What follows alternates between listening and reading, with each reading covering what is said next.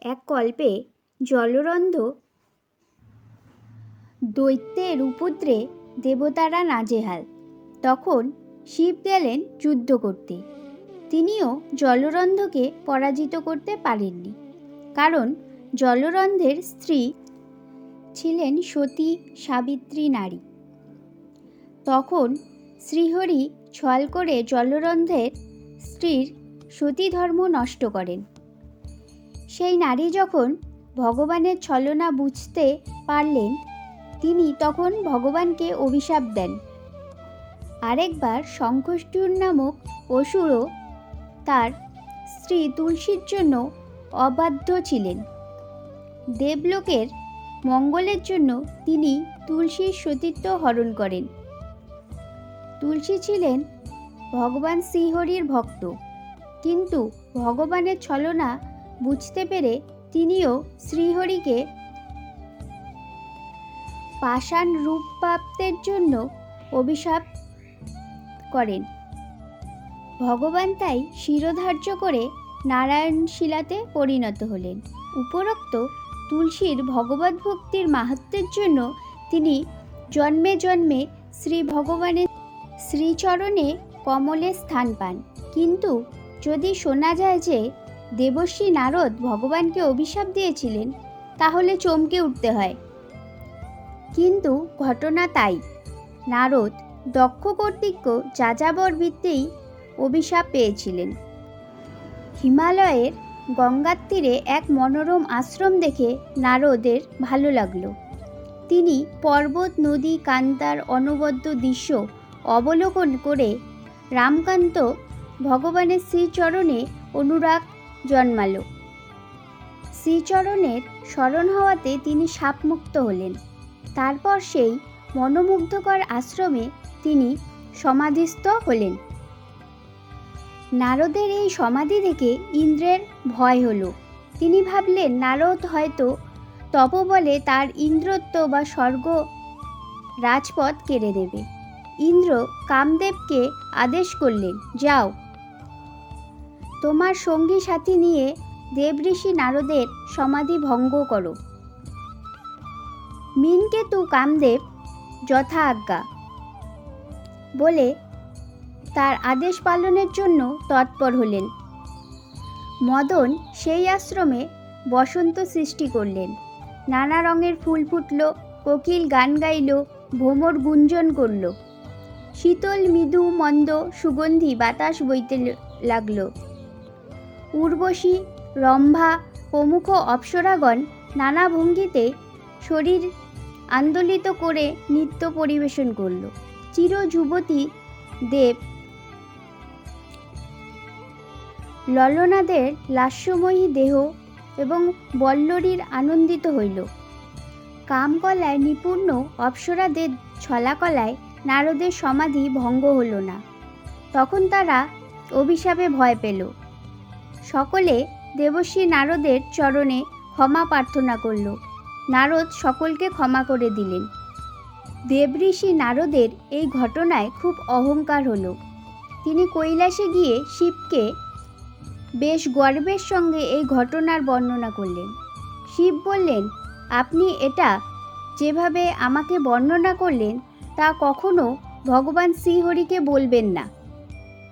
কিন্তু নারদের শিবের উপদেশ ভালো লাগলো না। তিনি বিনার হরি গুণগান করতে করতে ক্ষীর সমুদ্রে গেলেন, যেখানে শ্রীহরি নারায়ণ রূপে বাস করেন। নারায়ণ দেবঋষি নারদকে আপ্যায়ন করে বসিয়ে কুশল বিনিময় করলেন। দেবঋষি নারদ হল শ্রী ভগবানের পরম ভক্ত, কিন্তু ভগবান তো অন্তর্যামী। তবুও গর্বের সঙ্গে নারদ কামদেবের পরাজয়ের ঘটনা নারায়ণকে বললেন। নারায়ণ বললেন, তোমাকে স্মরণ করলেই অন্যের কাম, ক্রোধ, লোভ, মোহ দূরীভূত হয়ে যায়। তো কামদেব পরাজিত হয়েছেন, এটা এমন কি কথা? এ কথা শুনে নারদের আরও অহংকার বৃদ্ধি পেল। তারপর নারদ বিদায় নিল। তখন শ্রী নারায়ণ অপূর্ব এক লীলা করলেন। তিনি ভক্ত নারদের মঙ্গলের জন্য তার মায়া শক্তিকে নির্দেশ দিলেন নারদকে মোহিত করতে। নারদ দেখলেন এক অপরূপ নগর, যেখানে সব নরনারী বাস করে। তারা সবাই সুন্দর, সবাই যে মদন আর রতি। সেই নগরের রাজা শিলানিধি, বিশাল তার সামরিক সজ্জা, প্রচুর ভোগ ঐশ্বর্যে পরিপূর্ণ সেই নগর।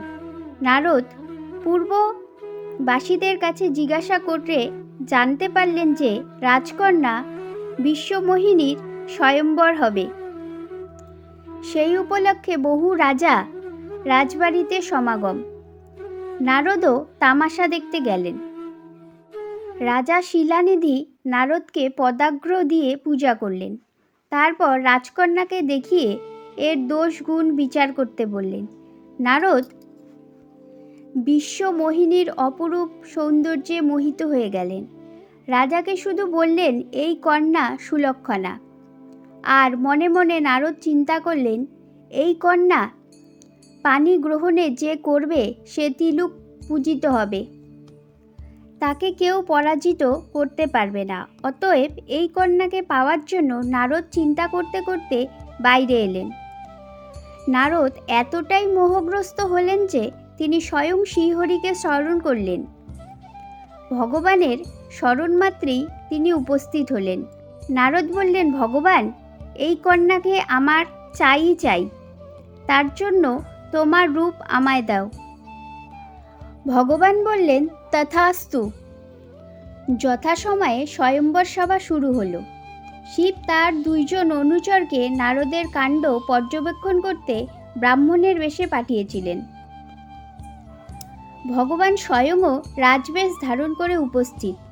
বিশ্ববিমোহিনী নারদের দিকে তাকিয়ে দৃষ্টিপাত করলেন না, স্বয়ং ভগবানকে বরমাল্য বরণ করলেন। এই দৃশ্য দেখে নারদ ক্রোধে থরথর করে কাঁপতে লাগলো। এদিকে রাজবেশধারী ভগবান বিশ্বমোহিনীকে নিয়ে চলে গেলেন। নারদের অস্থির মতি লক্ষ্য করে শিবের অনুচর বলল, ঠাকুর, দর্পণে একবার নিজের মুখটা দেখো। নারদ তখন স্থির জলে নিজের প্রতিবিম্ব দেখে আঁতকে উঠলেন। আরে, এ তো বাদরের মুখ! নারদ ক্রোধে জ্বলে উঠলেন।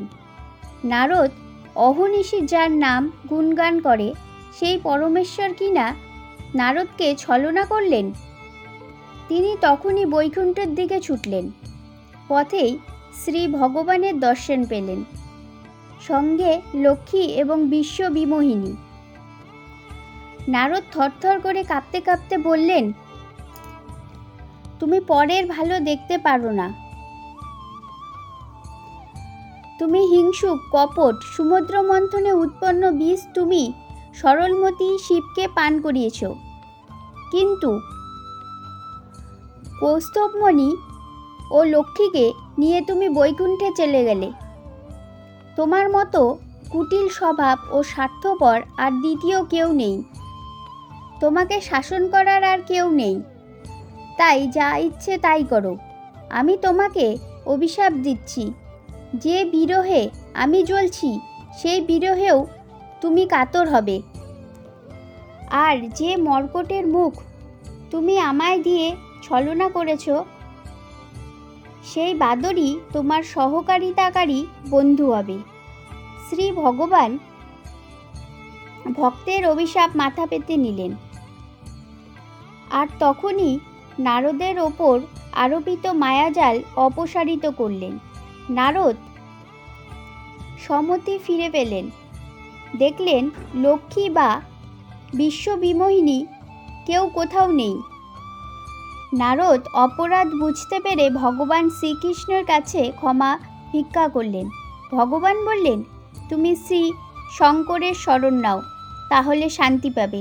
যাও, আমি রাম অবতারে পৃথিবীতে লীলা করব। সীতার বিরহে কাতর হব এবং বানর সেনার সাহায্যে সীতা উদ্ধার করব। তুমি আমার পরম ভক্ত, তোমার অভিশাপের মর্যাদা আমি রাখব। তোমাকে শিক্ষা দেওয়ার জন্যই, তোমার অহংকার চূর্ণ করার জন্যই আমি মায়ার দ্বারা তোমাকে মোহ আচ্ছন্ন করেছিলাম।